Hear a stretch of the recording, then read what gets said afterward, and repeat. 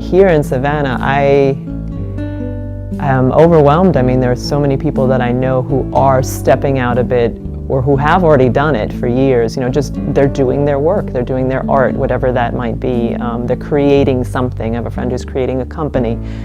It is connected to the art world. I have other friends who are artists who are working, doing their own work. And that those are just,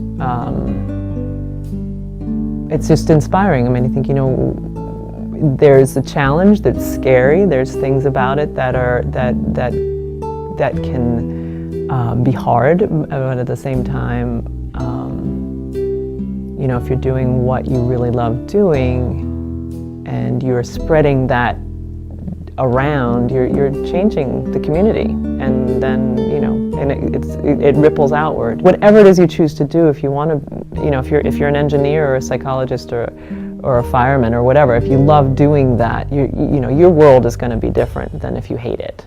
For a long time, I've been kind of fascinated by the theme of the life cycle, life, death, birth, that kind of thing. Embracing those little deaths, is important. So I just started to use it in my work. The literal sort of thing is, there is death there. There's bones. There's a skull. There's something that was once living isn't anymore. Like I said, becoming more at ease with that cycle, because we face it all the time, whether we're aware or not, or whether it's an actual physical death or not. It could just be, like I said, a change of plans, or a dream that dies, or an idea that dies, or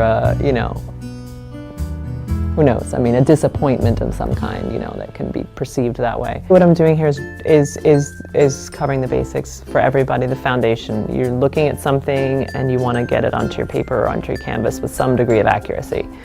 And there's so much in learning how to draw or paint that's really about learning how to see, and what you're learning how to see are how things relate to each other. So it's totally about relationships. And it's also about, there's so many excellent life lessons in there. They're like, even what I was just talking about before, like learning how to let something go. You work hard on something, and then there's this perfect, if there's this beautiful little piece, and then because it doesn't work with the whole, you have to get rid of it, and you're like, oh gosh.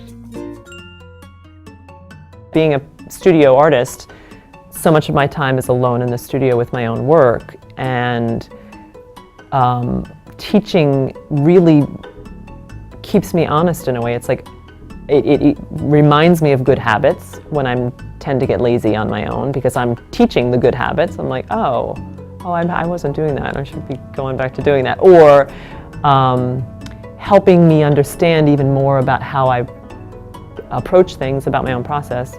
And then the feedback, the sort of give and take of that, there's nothing better than watching somebody have a little breakthrough. I mean, that's the whipped cream on a cherry on the whole thing, when you have somebody who's working hard and they're struggling a little bit, but they're sticking with it, and all of a sudden they make this fabulous drawing, and you're just like,